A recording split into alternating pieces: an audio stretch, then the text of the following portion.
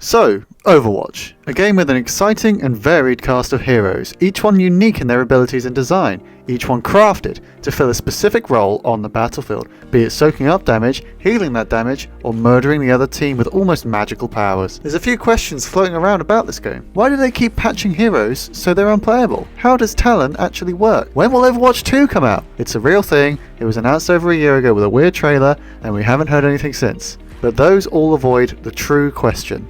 The one at the centre of it all. Which Overwatch hero would be the best at working in an office? I'm talking classic, printers and reports, pencils and paper, office.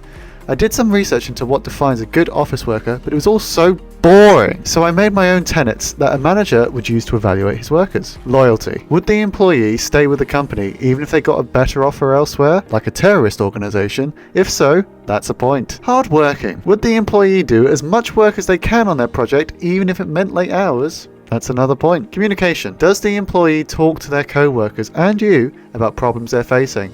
That's a point. Team player. Will the employee work with their co-workers even if one of them is a giant monkey? If so, that's a point. Leadership. Would the employee take initiative and lead the office if you were ill or kidnapped by a teenage hacker? That's a point. Creativity. Can the employee take new and interesting approaches to tasks, like creating a discus that makes people immortal? If so, that's a point, and also really cool. Ambition. Does the employee want to work as hard as possible for the company and work their way up? That's a point right there. And finally, my own creation. CREMS. It stands for could really enjoy menial stuff, and basically means would the employee enjoy doing regular day-to-day work of the office? Moving boxes, writing expense reports, talking to Angela by the water cooler. Simple stuff. So that's the managerial tenets. But the managers aren't the only people you have to please at the office. You've also got to get on with your colleagues. Hence the EES, or Employee Enjoyment Score.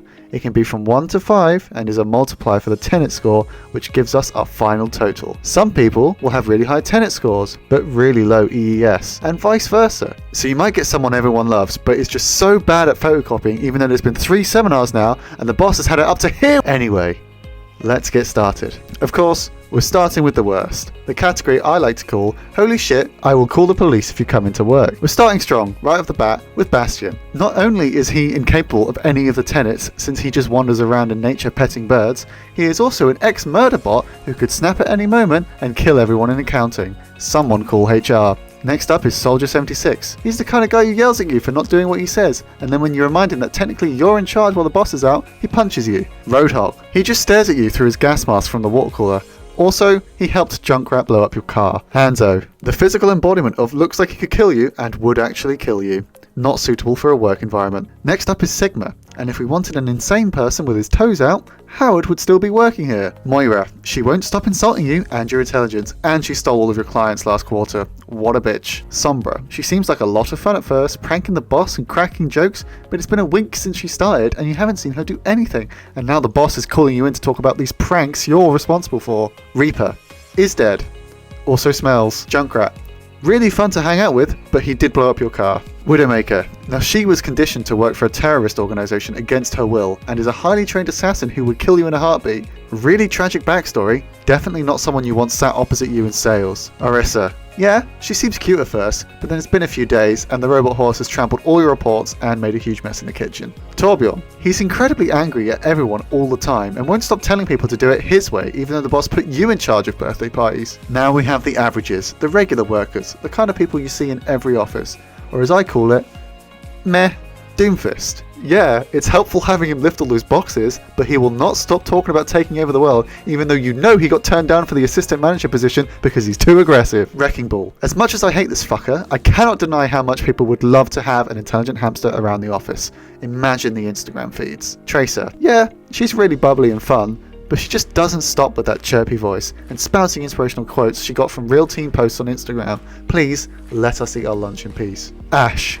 Seems super fun at first, but then she tried to get you to help her rob the Subway downstairs, and you love that Subway. They do great vegan sandwiches. Anna, a really nice grandma who looks out for everyone in the office. You all love her, even the boss, but he won't admit it. Zenyatta. At first, having him around the office really chills the atmosphere and relaxes you all. But it's been a week, and he still hasn't stopped talking about the iris and trying to get you to embrace it. And honestly, if I wanted to be converted, I'd ask, please go back to your desk. Winston. What? A gigantic intelligent gorilla? Imagine the cuddles! But then you find out all the chairs are broken, the door no longer fits in the frame, and the toilets are overflowing. McCree: hell yeah, Matthew Mercer is a cowboy?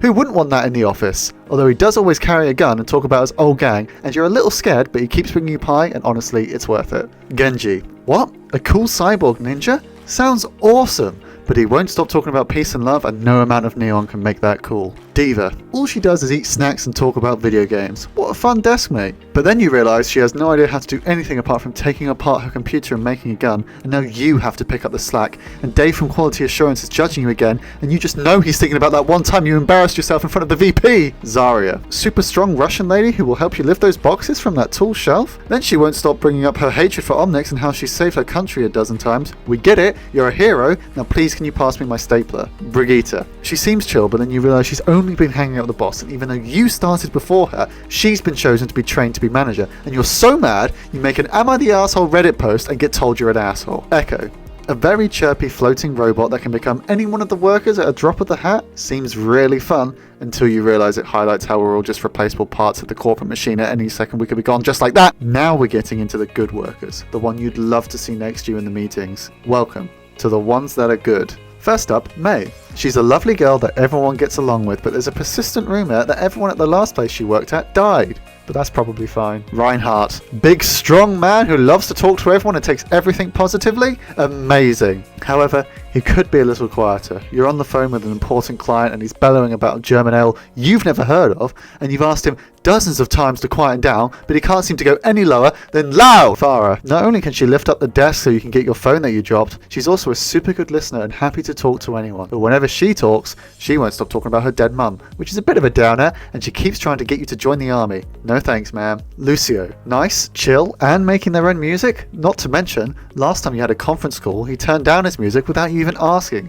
Now that's a good colleague. Finally, we're at the best, the cream of the crop, or as I like to call it, you are too good for this company. Mercy, a super chill, friendly medical professional who also has a little bit of sass and a lot of inside jokes. Sounds like the perfect desk mate. I mean, she does try to tell you what to do now and then, but she's pretty chill about it. Symmetra, surprisingly not first, seeing as she's the only one who actually works at a company. She's a bit of a suck up to the higher ups, but she'll get all the work done, and that means you don't have to do it all yourself. And at last, we're in first place. The ultimate office worker, the best of the best. It's Baptiste. He's funny, gets on with everyone, and showed you how to deal with that burn you got from the coffee. He's got everything, and he's also kind of dreamy. Look at that grin. And there we have it. The Overwatch hero who would do the best in the office environment. I am not accepting criticisms of my research at this time. Goodbye! What was I fucking thinking when I wrote this shit?